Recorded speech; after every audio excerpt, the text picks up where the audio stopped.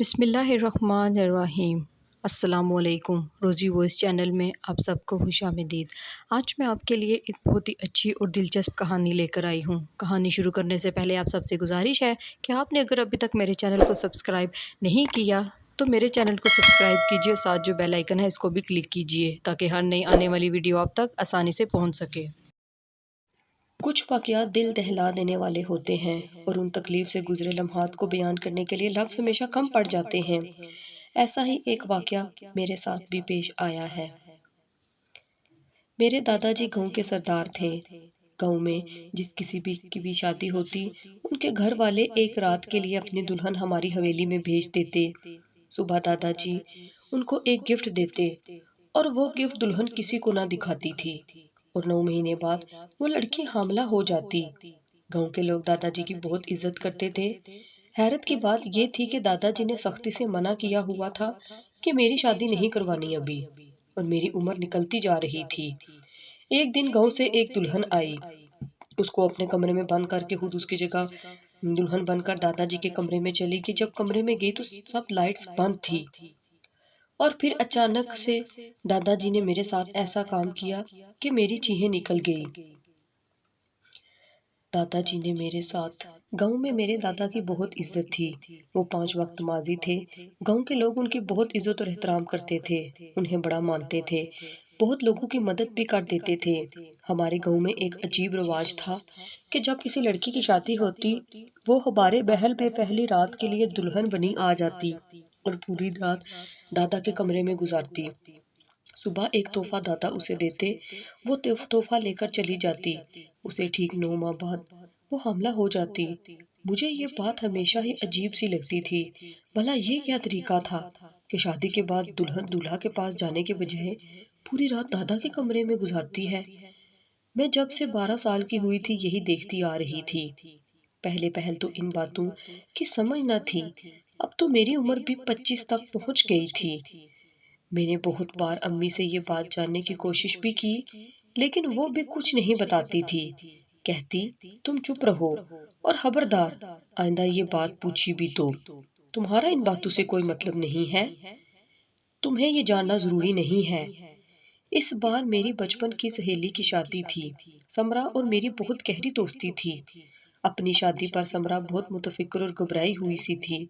अपनी मेहंदी के दिन उसकी रंगत उड़ी हुई थी। मैंने उसे छेड़ते हुए कहा, समरा क्या हुआ है, क्यों इतनी परेशान हो, दूल्हे की संगत का सोचकर घबरा रही हो। मेरी बात पर वो फीकी सी मुस्कुराहट के लिए मुझे देखने लगी। कहने लगी, नहीं, तुम्हारे दादा का सोचकर खौफजदा हूँ। सच बता नीलो, तेरे दादा ने नई नवेली दुल्हन को अपने कमरे में रात भर रखते क्यों हैं? मुझे तो अपने होने वाले शोहर और गांव के बाकी लोगों की जहालत पर हैरत है। निकाह किसी से और रुखसती किसी और के कमरे में। समरा की बात सुनकर मुझे दुख होने लगा। मैं सोचने लगी थी कि वो ठीक ही कह रही है। अगले रोज दुल्हन बनकर भी समरा के चेहरे पर रौनक नहीं थी। आंखों में वो खुशी की चमक नहीं थी, बल्कि खुशी की बजाय उदासी सी थी। रिवाज के मुताबिक वो भी रुखसत होकर दादा के कमरे में बैठ गई। न जाने क्यों, लेकिन इस बार तो मुझे नींद नहीं आ रही थी। मुझे ये जानने का तजस्सुस था कि आखिर लड़कियां दादा के कमरे में जाती हैं, क्यों जाती हैं। जब सब अपने कमरे में सोने चले गए तो मैं उठकर अपने कमरे से बाहर निकली। मेरा कमरा ऊपरले पोर्शन में था और दादा का कमरा नीचे के पोर्शन में। रात के गुप्त अंधेरे में मैं चीजों को टटोलकर अंदाजा लगाकर धीरे धीरे से नीचे उतरी। दादा के कमरे की लाइट जल रही थी, मतलब ये कि वो जाग रहे थे। अजीब सी बात थी, दादा के कमरे की खिड़की भी हमेशा बंद ही रहती थी। ये कोशिश मैं पहले भी बहुत बार कर चुकी थी, लेकिन हर बार मुझे नाकामी का मुंह देखना पड़ता था। समरा मेरी बचपन की सहेली थी। हम साथ स्कूल और कॉलेज इकट्ठे पढ़े थे। जब इसका रिश्ता तय हुआ, उस वक्त मेरे लिए भी एक बहुत अच्छा रिश्ता आया हुआ था। मेरे वालिद और वालदा भी इस रिश्ते पर रजामंद थे, लेकिन मेरे दादा ने साफ इनकार कर दिया था कि नीलो का रिश्ता अभी नहीं करना। मुझे ये सुनकर बहुत हैरत हुई और अफसोस भी। हैरत इस बात पर कि लड़के और उसके घर वाले हर लिहाज से हमारे हम पल्ला थे। तो फिर इनकार क्यों किया गया? और अफसोस इस बात पर कि मेरी सारी ही सहेलियों के रिश्ते तय हो चुके थे, मैं ही रह गई थी। मुझे इस रिश्ते के ना होने पर बहुत दुख था, क्योंकि इसमें बज़ाहिर कोई ऐब नहीं था, लेकिन दादा ने न जाने क्यों साफ मना कर दिया।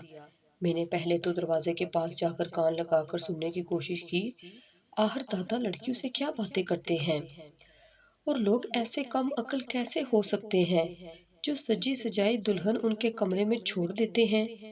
यहाँ तक कि दूल्हे को भी एतराज नहीं होता इस बात पर। भला ये क्या अंधेर नगरी है? मुझे सरगोशियां सी सुनाई दे रही थी, साफ लफ्जों की समझ नहीं आ रही थी। मैंने बड़ी कोशिश की मैं समझ पाऊं कि वो क्या बातें कर रहे हैं, लेकिन मुझे एक लफ्ज भी समझ नहीं आया। फिर मैंने दरवाजे के नैब से देखा कि शायद मुझे कुछ नजर आ जाए कि हर कमरे में हो क्या रहा है। तो सामने की दीवार के सफेद रोगन के अलावा कुछ भी दिखना दिखाई दिया। जितनी कोशिश कर सकती थी मैंने कर ली, लेकिन आज भी मैं मायूस होकर अपने कमरे में लौटी थी। कमरे में आकर भी मुझे नींद नहीं आई। बार बार ये ख्याल आता रहा कि आखिर कमरे में हो क्या रहा है। मुझे याद आने लगा कि जब मैं छोटी थी तो मैं इसी तरह एक दुल्हन को दादा के कमरे में जाते देखा। मैंने अम्मी से पूछा कि अम्मी, आप भी शादी के बाद दादाजी के कमरे में गई थी? अम्मी ने कहा, चुप बेशरम, मैं तो बहू हूँ उनकी, बिल्कुल बेटियों जैसी। अम्मी ने मुझे डांट दिया था। मैं उस वक्त 16 साल की थी। मुझे तजस्सुस सा हुआ कि पूछूं दादाजी क्यों नई नवेली दुल्हन को अपने कमरे में लेकर जाते हैं। मैंने फिर अम्मी से कहा कि दादा अंदर क्या करते हैं। मेरी इस बात पर अम्मी ने मेरे मुंह पर थप्पड़ मारा। अम्मी ने कहा, जाओ यहाँ से, तुम्हारी उम्र नहीं है इन सब बातों की।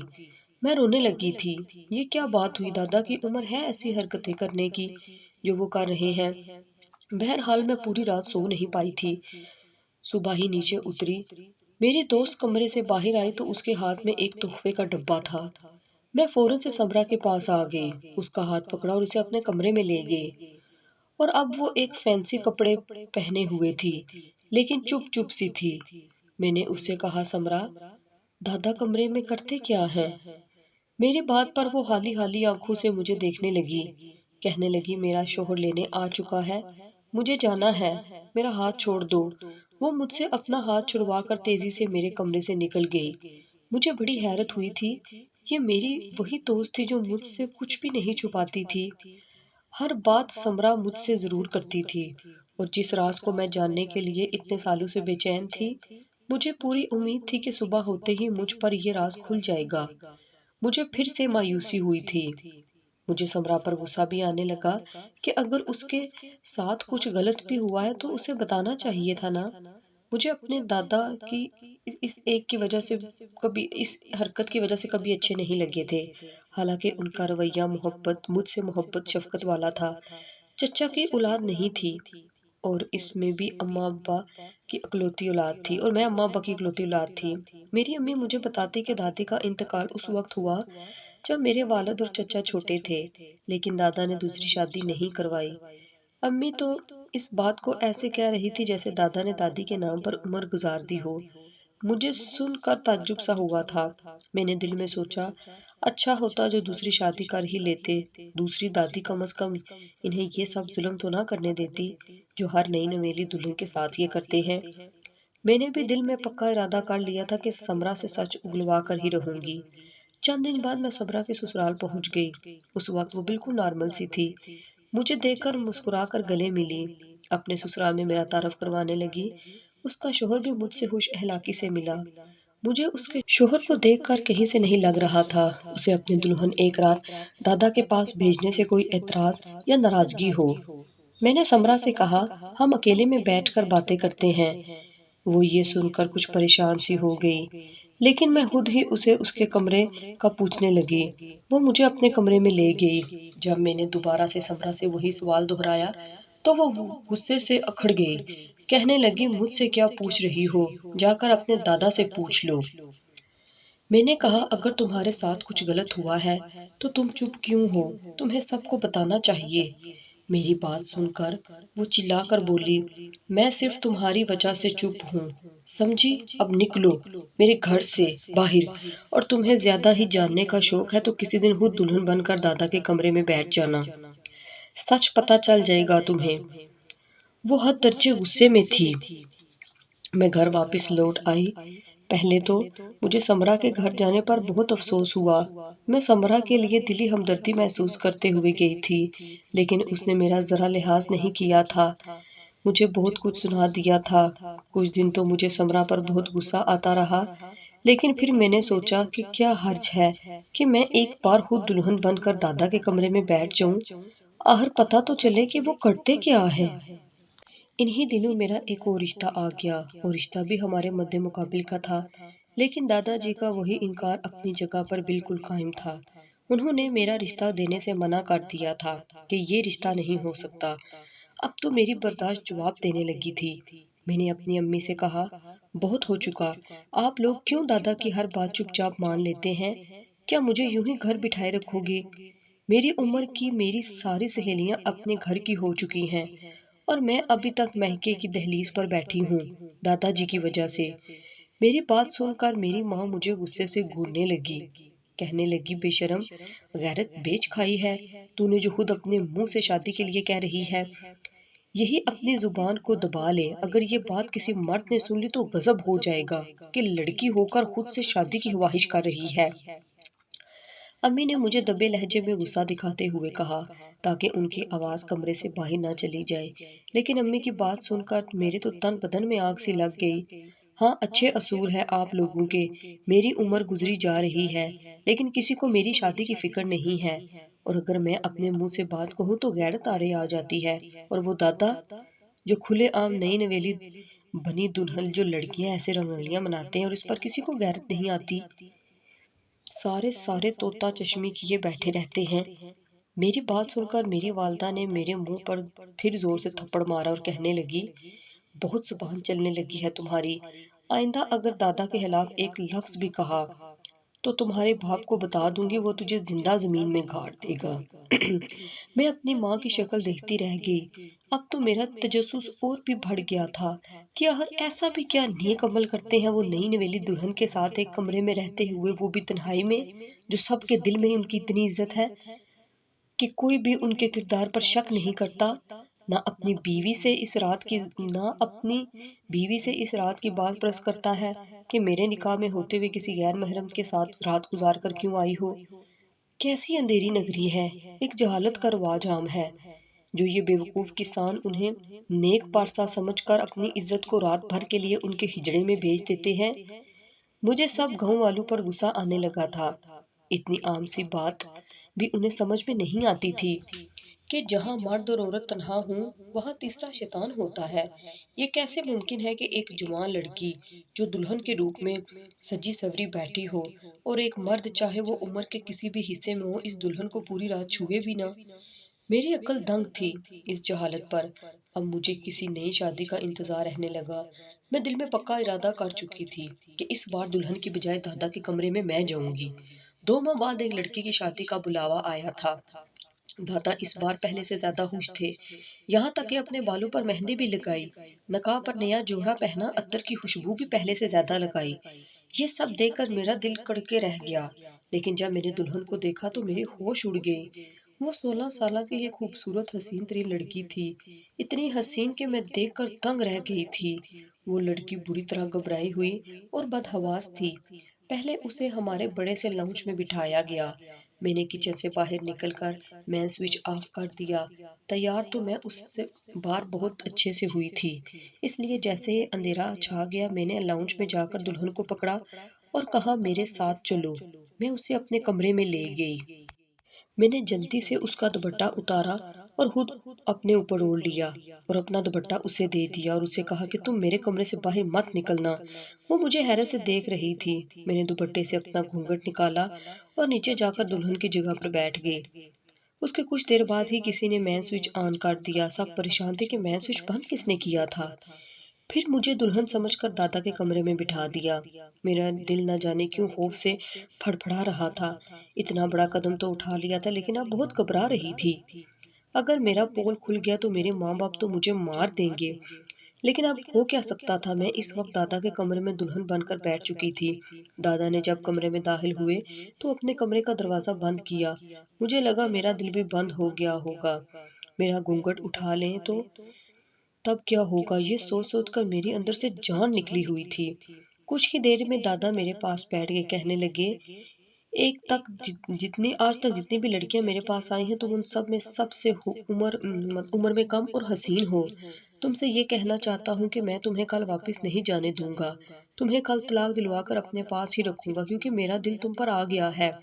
इससे पहले कि वो मेरा घूंघट उठाते, मैंने कहा, ये कैसे मुमकिन है, मैं किसी और की दुल्हन हूँ। वो कहने लगे, मैं कह दूंगा कि तुम किरदार की अच्छी नहीं हो। मेरी बात पर सब मेरा यकीन करेंगे। अगर तुम मेरी बात आराम से मान लोगी तो मैं तुम्हें अपनी जायदाद में से बहुत कुछ दूंगा। मैंने कहा, मुझे एतराज नहीं, मुझे वैसे भी अपना शोहर पसंद नहीं है। मैं आपके साथ बाहुशी रहना चाहूंगी, अगर आप मेरी एक शर्त मान जाएं। तो वो कहने लगे, तुम जो कहोगी मैं जरूर पूरा करूंगा। मैंने कहा, आप मेरा घूंघट उठाए बिना मुझे अपनी हर सच्चाई से आगाह कर दें, तो मैं सारी जिंदगी आपकी दासी बनकर गुजार दूंगी। वो कहने लगे, ठीक है, तुम तो बहुत अच्छी हो जो मेरी बात बाहुशी मानने को तैयार हो। सुबह ही मैं तुम्हारे बारे में एक गलत फहमी लोगों के दिलों में डाल दूंगा कि ये लड़की बाकी किरदार नहीं है। तुम्हारा शोहर तुम्हें छोड़ देगा और मैं कहूंगा कि मेरा दिल बहुत नरम है, इसलिए मैं इसे पनाह लेता हूँ। मैंने कहा, अब आप मुझे ये बताएं, आपने कैसे लोगों को बेवकूफ बना लिया।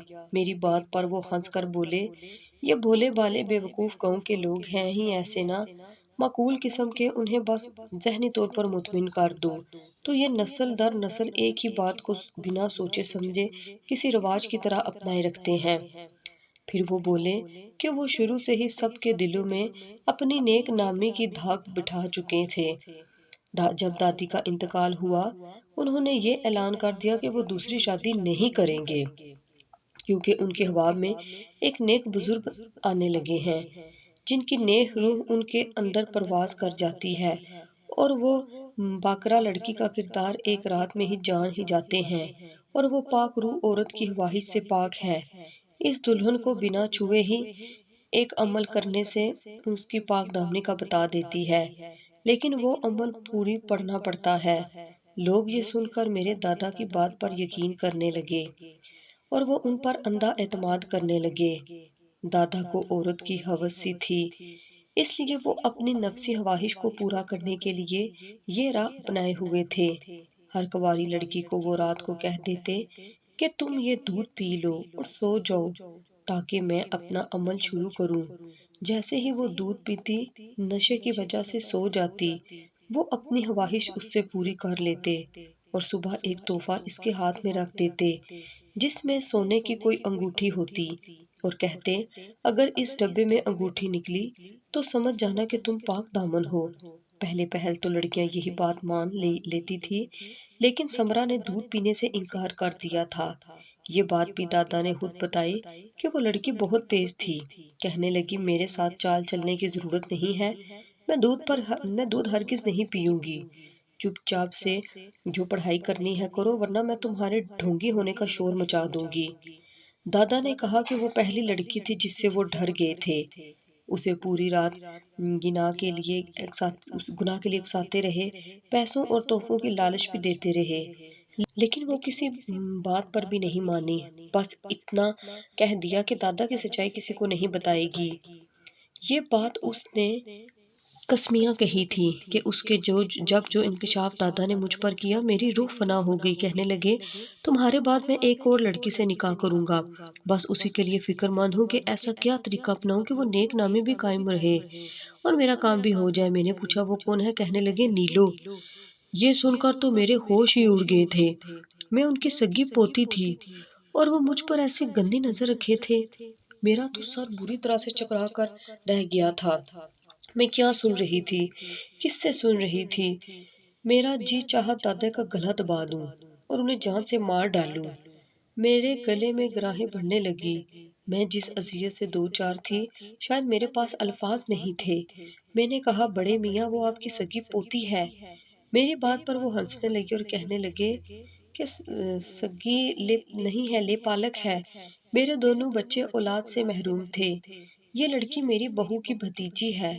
जैसे ही इस लड़की ने जवानी की दहलीज पर कदम रखा, मुझे ये अच्छी लगने लगी। तब से मैं ये सोच रहा हूँ कि ऐसा क्या करूँ कि इसे अपना लूँ, क्योंकि दुनिया के सामने वो मेरी पोती है।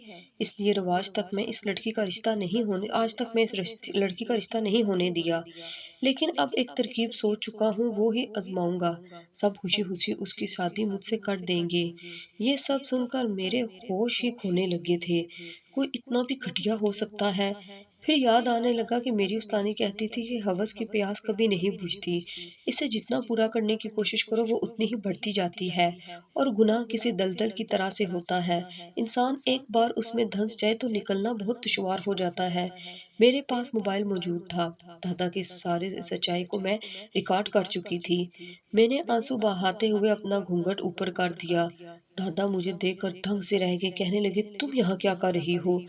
मैं आपकी सच्चाई सुनना चाहती थी। आप नेक नामे का लबादा पहने कब से लड़कियों के साथ गुनाह कर रहे हैं? आपको ज़रा शर्म नहीं आई? मुझे अफ़सोस है लोगों की फरसुदा सोच पर कि आपकी झूठी कहानी पर उन्होंने कैसे यकीन कर लिया। दादा का रंग उड़ गया था। मुझे लालच देने लगे पैसों का, सोने चांदी की। मैं बेड से उठकर कमरे से बाहर गई और शोर मचाकर सबको इकट्ठा कर लिया।